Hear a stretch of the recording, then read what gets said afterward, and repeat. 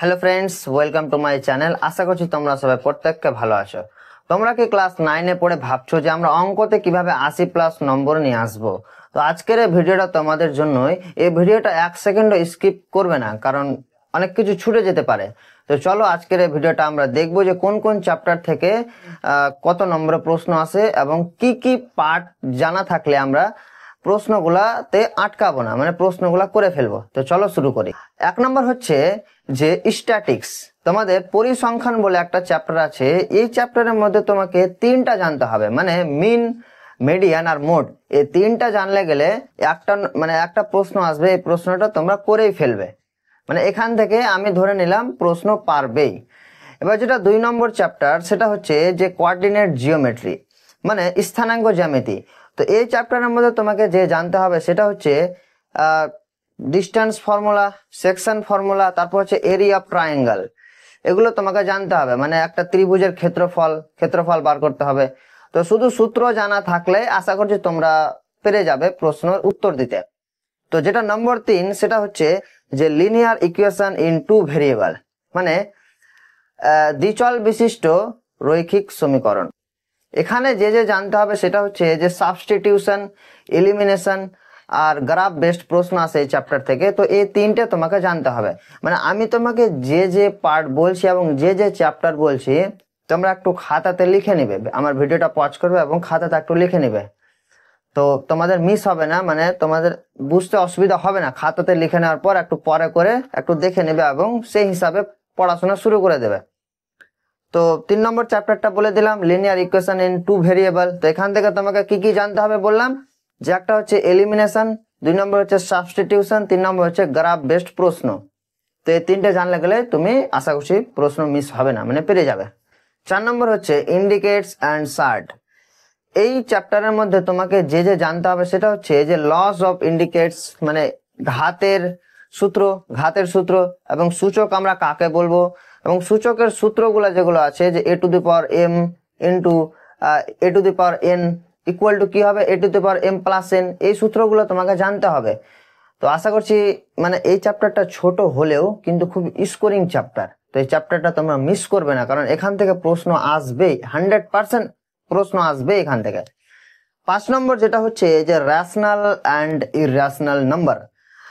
তোমরা একটু কমেন্টে বলবে তো এই রেশনাল অ্যান্ড ইররেশনাল নাম্বারটা কোন চ্যাপ্টারের মধ্যে পড়ে, বলবে একটু তোমরা টাইমলাইন দিয়ে। তো রেশনাল অ্যান্ড ইররেশনাল নাম্বারটা তোমাদের ক্লাস 9-এর চ্যাপ্টারের মধ্যে পড়ে, যেটা হচ্ছে রিয়েল নাম্বার, মানে বাস্তব সংখ্যা। এবার তোমাকে জানতে হবে যে রেশনাল নাম্বার কাকে বলে আর ইররেশনাল নাম্বার কাকে বলে। রেশনাল নাম্বার মানে কি, যে মূলদ সংখ্যা, আর ইররেশনাল মানে কি, অমূলদ সংখ্যা। তো মূলদ সংখ্যা কাকে বলবো আর অমূলদ সংখ্যা কাকে বলবো? তা মূলদ সংখ্যা আমি বলে দিচ্ছি সংজ্ঞাটা, যে সংখ্যাকে আমরা p/q আকারে প্রকাশ করতে পারবো তাকে আমরা বলবো মূলদ সংখ্যা, আর যে সংখ্যাকে আমরা p/q আকারে প্রকাশ করতে পারবো না তাকে আমরা কি বলবো, অমূলদ সংখ্যা। মানে যে সংখ্যাকে আমরা ভগ্নাংশে পরিবর্তন করতে পারবো, মানে প্রকাশ করতে পারবো, তাকে আমরা বলবো মূলদ সংখ্যা বা রেশনাল নাম্বার।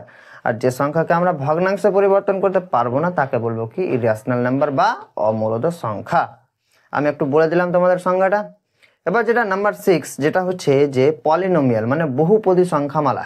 এই চ্যাপ্টারে তোমাকে যেটা জানতে হবে সেটা হচ্ছে যে অ্যাডিশন, সাবট্রাকশন, মাল্টিপ্লিকেশন, মানে যোগ, গুণ আর বিয়োগ। এই 3টে তোমাকে জানতে হবে, অ্যাডিশন, সাবট্রাকশন আর মাল্টিপ্লিকেশন। এই 3টে তোমরা জানবে, জানার পর পরীক্ষা দিতে যাবে। 7 নম্বর হচ্ছে থিওরিয়ামস অফ ট্রায়াঙ্গেল, মানে ত্রিভুজের কি উপপাদ্য। তো এই পরীক্ষাতে তোমার এই চ্যাপ্টার থেকে প্রশ্ন আসবেই। মানে আমি আজকের এই ভিডিওতে যে চ্যাপ্টার গুলার নাম বলছি আর যে চ্যাপ্টারের মধ্যে যে পার্ট গুলা বলছি, সেগুলো অবশ্যই তোমরা খাতাতে লিখবে, কারণ পরে করে তোমরা পস্তাবে না। আমি যখন বলবো ভিডিওটা পজ করবে, চ্যাপ্টারের নাম লিখবে, আর যে চ্যাপ্টারের মধ্যে যে পার্ট বলছি সেগুলোও লিখবে। থিওরিয়ামস অফ ট্রায়াঙ্গেল, মানে ত্রিভুজের কি উপপাদ্য। তো উপপাদ্য চ্যাপ্টারের আশা করছি তোমাদেরকে আর বলতে হবে না, কারণ প্রায় প্রত্যেক বছর উপপাদ্য সম্পাদ্য আসছেই পরীক্ষাতে। তো এই চ্যাপ্টারটা ভালো করে করবে। 8 নম্বর হচ্ছে যে কোয়াড্রিল্যাটেরাল, মানে চতুর্ভুজ করবে। চতুর্ভুজ অঙ্কন কিভাবে করে, তারপর চতুর্ভুজের উপপাদ্যগুলো, সম্পাদ্যগুলো, এগুলো করবে। মানে উপপাদ্য সম্পাদ্য তোমাকে করতে হবে, কারণ উপপাদ্য সম্পাদ্য থেকে 5 থেকে 3 মানে 3 মার্ক 5 মার্ক এগুলো আসবে প্রশ্ন। এটা লাস্ট, সেটা হচ্ছে যে কনস্ট্রাকশন মানে অঙ্কন। কনস্ট্রাকশন মানে অঙ্কন, মানে যেখানে তোমাকে পড়তে হবে যে প্যারালাল লাইন মানে দুটি সমান্তরাল সরল রেখা, তারপর হচ্ছে দুটি কোণের যোগফল, the to angle of some মানে দুটি কোণের যোগফল তোমাকে বার করতে হবে, এগুলো তোমাকে জানতে হবে।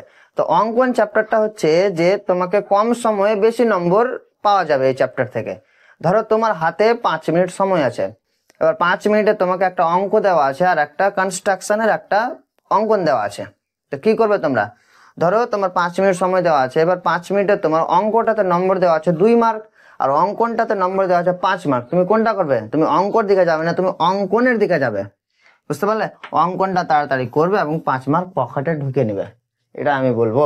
আমি একবার গোড়া থেকে একবার বলে দিচ্ছি চ্যাপ্টার গুলা।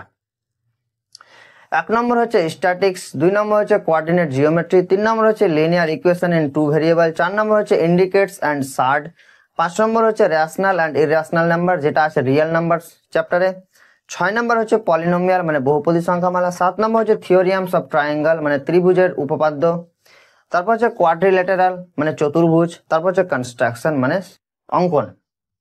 তো দেখা হবে এর পরের ভিডিওতে, ততক্ষণে গুড বাই।